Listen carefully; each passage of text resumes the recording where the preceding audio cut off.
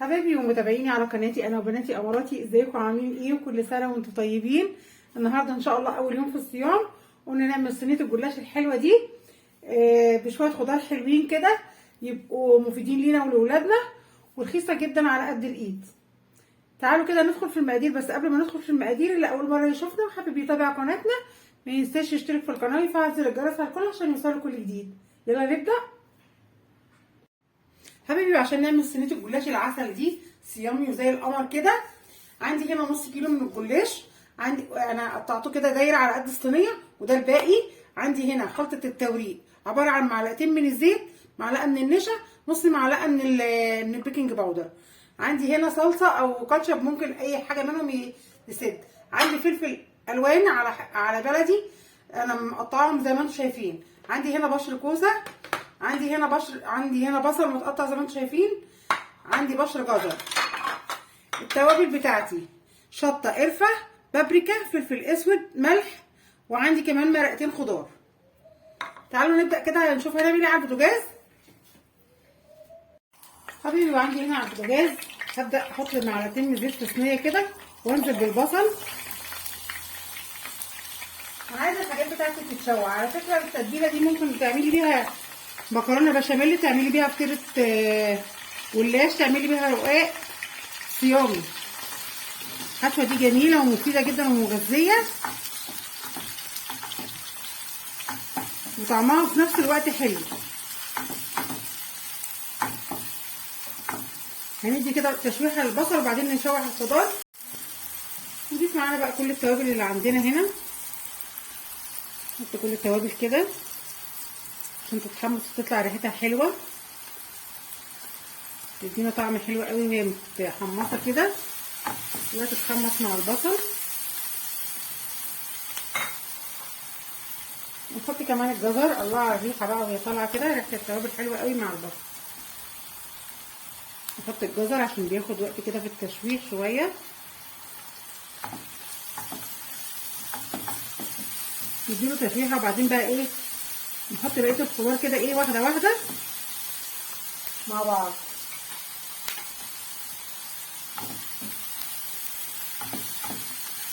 الفطيره دي هتعجبكم جدا، وقولي لي رايكم في الكومنتات. دي اول حاجه صيامي بنعملها في الصيام اهي. قولي بقى ايه انتوا عايزين تعملوا ايه وانا اعمله لكم. يا ريت بس الناس ايه تعلق على وتدينا كومنتات حلوه، حتى لو كومنتات سلبيه مفيش مشكله، بس يعني علقوا لنا كده وحسسونا ان احنا موجودين معاكم. بعد ما الجزر خد تشويحه كده هنزل بالفلفل كمان.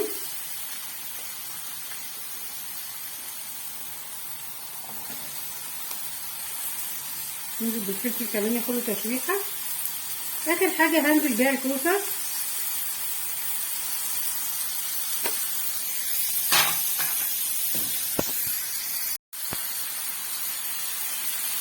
ندي كمان الفلفل تشويحه كده حلوه.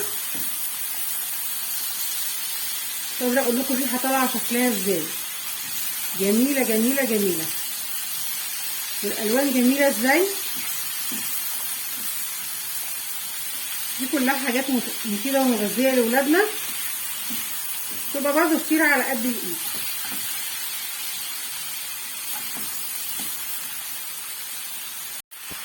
اخر حاجه ضفتها هي قلب الكوسه. انا كنت شايلاه في الفريزر، قلب الكوسه بتاعنا ما بنرميش، اللي احنا بنقورها مثلا نعمل محشي ولا حاجه ترموهوش، استفيدي بيه في وصفه زي كده، تحطيه تحت اي فرخه بتشويها، اي ديك رومي بتحطيه في الفرن، تبقى حلوه قوي، تدي طراوه جدا للحاجه اللي انت بتحطيها في الفرن، وهي كمان هتزود لنا القيمه الغذائيه وهتدينا طراوه للفطيره بتاعتنا. هسيبهم كده ياخدوا شويه على الاقل الميه او السوائل اللي نزلت دي عشان ما تطريش الفطيره قوي، تتجوشها تنشف شويه. اخر حاجه هنضيفها كده معلقه من الصلصه او الكاتشب، بتدي طعم حلو. ونقلبها نسيبهم كده ايه ياخدوا لهم غلوه كده طعمها حلو وشكلها حلو قوي. انا عايزه اقول لكم تحفه، طعمها تحفه. جربوها بس وقولوا لي رايكم. شايفين جميله ازاي والواناتها حلوه ازاي. نسيبها بقى ونروح نشوف هنعمل ايه في الجلاش بتاعنا. حبايبي في صينيه عندي هنا مدهونه دهنه زيت. انا عندي الجلاش انا قطعته بالشكل دون على قد الصينيه كده.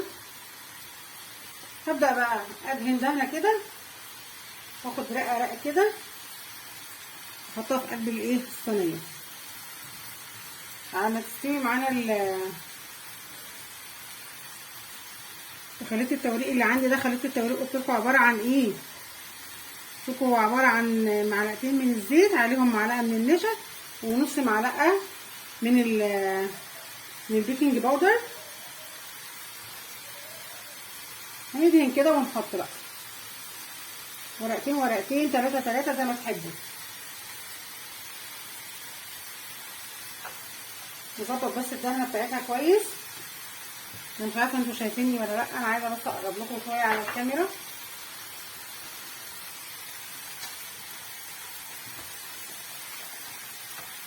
كده ندهن ونحط في الصينيه لغايه ما نخلص كل الكميه او نص الكميه الاول عشان نحط الايه الحشوه بتاعتنا.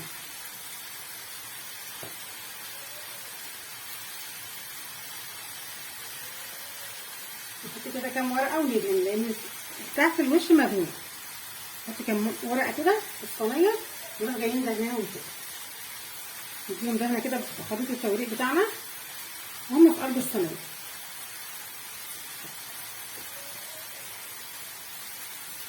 زي ما انتوا شايفين كده.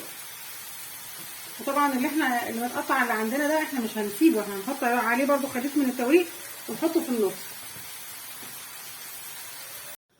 حبايبي هنا وقبل ما احط الحشوه هقطع بقى ايه الزيادات اللي كانت على الجنب دي، هقطعها كده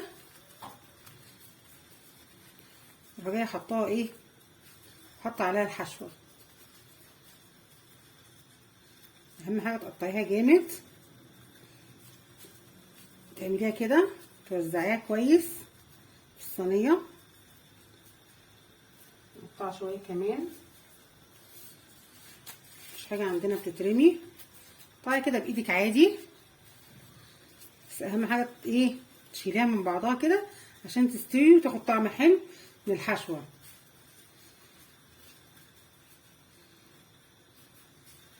بالمنظر ده كده ظبطيها كده في الجوانب وفي كل حته.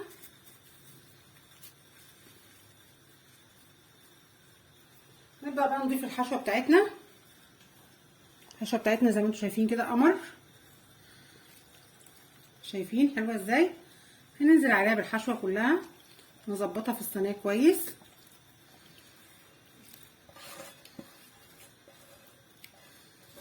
ريحتها جباره بجد، طعمها حلو وريحتها حلوه ومغذيه ومفيده جدا لاولادنا ولينا. هنظبطها كده متطلعش على الحروف قوي، نظبطها بالشكل ده ونحط بقيه برضو ايه الاطراف اللي احنا كنا شايلينها دي عليها. نحاول نظبط الصينيه كويس. لما ظبطنا الحشوه زي ما انتم شايفين بالشكل دون، هبدا برضو احط عليها ايه البواقي اللي عندي زي ما انتم شايفين كده. قطعي وافردي على كل الجوانب عشان تاخد من السوائل بتاعه الحشوه وتستوي تبقى جميله وطعمها حلو. كل اللي عندنا دي عملناه كده بالشكل دون. يلا كل اللي عندي كده عملته. هبدا برضو اغطيها ببقيه ايه الجلاش اللي عندي. ودي يا حبايبي بقى صينيه الجلاش القمر بتاعتي بعد ما خلصتها خالص. هبدا اقطعها زي ما انا عايزه بقى، سمي كده ونقطعها.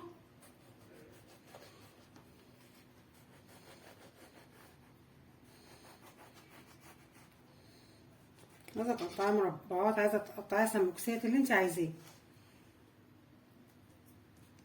براحتك، التقطيعه دي بتاعتك انت. المهم ان احنا بنقطعها كده عشان ايه؟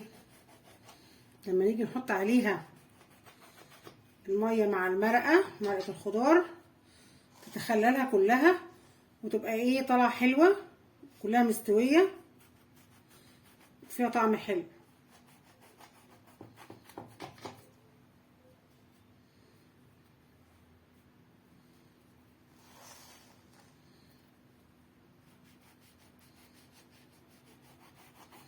نقطعها بالشكل اللي انتوا شايفينه ده كده.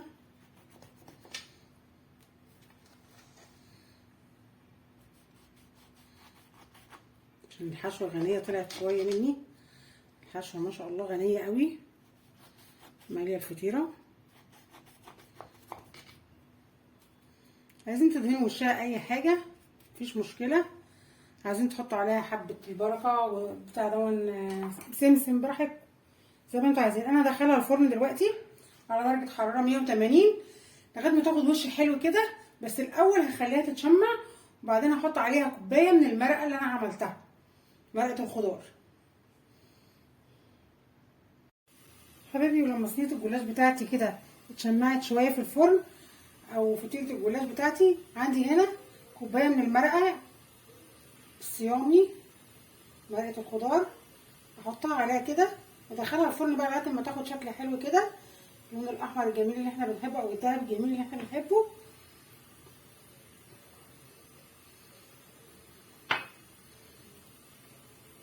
ولما تطلع من الفرن اوريها لكم، تاخد لون حلو كده واوريها لكم. اشوفكم بعد ما تطلع من الفرن. حبايبي بقى، ودي صينيه الجلاش بتاعتنا بعد ما طلعت كده. شايفين الجمال؟ شايفين الجمال؟ ايه القمر ده؟ ايه القمر ده؟ شايفين تحفه ازاي؟